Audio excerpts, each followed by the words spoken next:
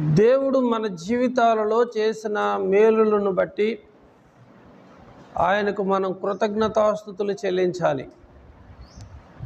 ఒకటి కాదు, రెండు కాదు, మన జీవితాలలో దేవుడు ఎన్నో మేలులు చేశాడు. దావీదంటాడు, నీవు చేసిన ఉపకారములకు నేను ఏమి ఇవ్వలేనయ్యా, నీవు ఇచ్చిన రక్షణ పాత్రను చేతపుచ్చుకొని నీకు కృతజ్ఞతాస్తుతులు చెల్లిస్తాను అన్నాడు. ఎందుకంటే దేవుడు మనకు చేసిన మేలులను మరవకుండా మనం జ్ఞాపకం చేసుకోవాలి. ఒకసారి తన ప్రాణంతో అంటాడు, నా ప్రాణమా యెహోవాను సన్నుతించుము, నా ప్రాణమా యెహోవాను స్తుతించుము.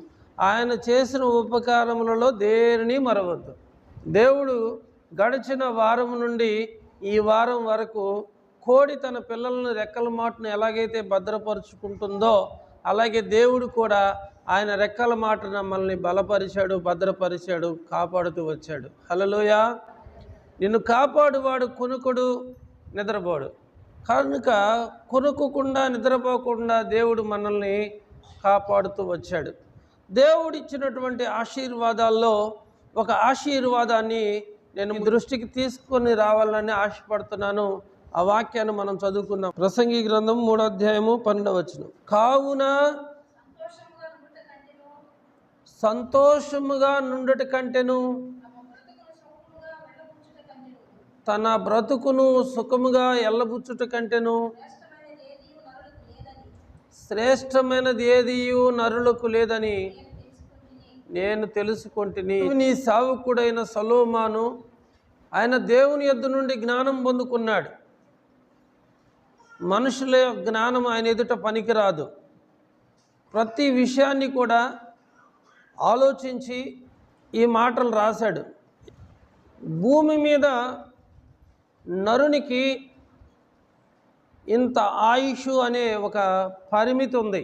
నరులు భూమి మీద తమ జీవిత కాలమంతా కూడా సుఖంగాను సంతోషంగాను ఎల్లబుచ్చాలి అంటే దాని అర్థం ఏంటి? నువ్వు ఎంతకాలం భూమి మీద జీవిస్తావో అంతకాలం సుఖంగా బ్రతకాలి, సంతోషంగా నువ్వు ఉండాలి, చివరికి సంతోషంగా నువ్వు దేవుని సన్నిధికి వెళ్ళాలి. ఇది ఆశీర్వాదమా కాదా? ఆశీర్వాదమే కదా. మనం సుఖంగా సంతోషంగా మనము మన పిల్లలు మనకు కలిగిన సమస్తం కూడా దేవుని దయలో వృద్ధి చెందాలి, అభివృద్ధి చెందాలి అని మన అందరికీ ఆశ ఉంటుంది. ఆశ ఉంటుంది, కానీ దీనికోసం మరి నువ్వు ఎటువంటి ప్రయత్నం చేస్తున్నావు? సంబంధం లేని విషయాల్లో తలదూరిస్తే అసమాధానం గాక ఏం వచ్చింది? అసమాధానం గాక నెమ్మది వచ్చిద్దా? నీకు అవసరం లేని ప్రతి విషయాల్లో నువ్వు తలదూర్చకూడదు. నువ్వు ఎంతవరకు మాట్లాడాలో అంత మట్టుకే మాట్లాడాలి. మితిమించి ఎవరు మాట్లాడకూడదు. దేవుడు నీకు సుఖాన్ని, సంతోషాన్ని, నెమ్మదిని, ఆనందాన్ని ఇవ్వాలని దేవుడు ఆశపడుతూ ఉంటే దాన్ని నీ చేతులారా నువ్వే పాడు చేసుకుంటూ వారు వీరు వారి ద్వారా వీరి ద్వారా అన్నారు కాదు. అసలు లోపం మనలోనే ఉంది. తీర్మానం చేసుకోవాలన్నమాట. సంబంధం లేని విషయాల్లో ఎట్టి పరిస్థితుల్లో తలదూర్చడం చాలా తప్పు. భూమి మీద ధనవంతులు ఉంటున్నారు, పేదవారు ఉంటున్నారు, మధ్య స్థితిలో ఉన్నవారు కూడా ఉన్నారు. కానీ ఏ మనుషునైనా మీరు కదిలించి చూడండి, ఏదో ఒక విధమైన కొరత, ఏదో ఒక విధమైన కొదువు జీవితాన్ని పట్టి పీడిస్తుంది. కొదువు లేని, కొరత లేని, బాధ లేని మనుషుడు భూమి మీద లేనే లేడు. దేవుడు చెప్పిన మాటను మనం వినుకోకుండా సొంతగా మనం ఆలోచిస్తూ మరి చేయకూడని పనులు చేస్తూ ఉంటే మన జీవితము సుఖంగా, సంతోషంగా, నెమ్మదిగా ఎందుకు ఉంటుంది?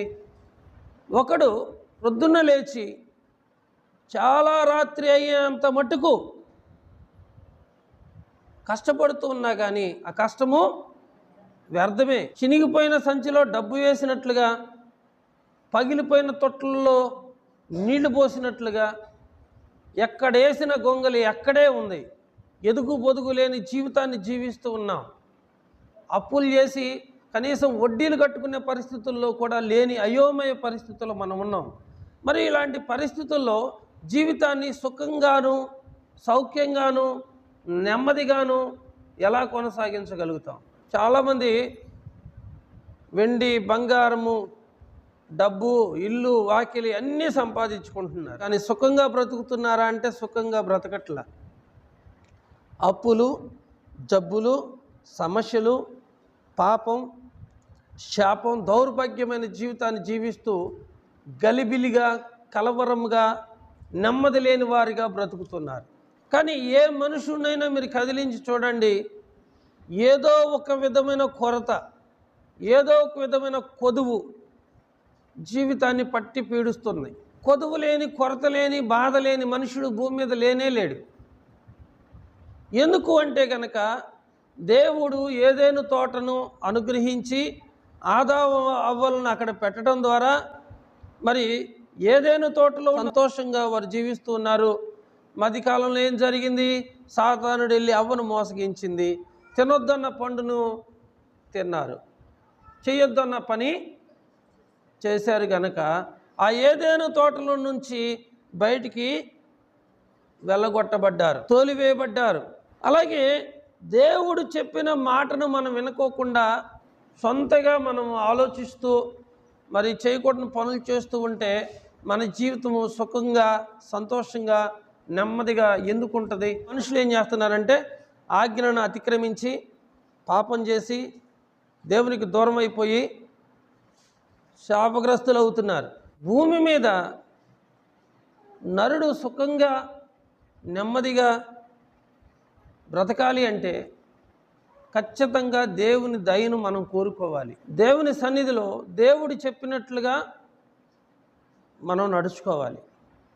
అలా నడుచుకుంటే దేవుడు మనకి ఏమిస్తాడంటే సుఖము, సంతోషము, నెమ్మదిని, సమాధానాన్ని కూడా దేవుడు మనకు అనుగ్రహిస్తాడు.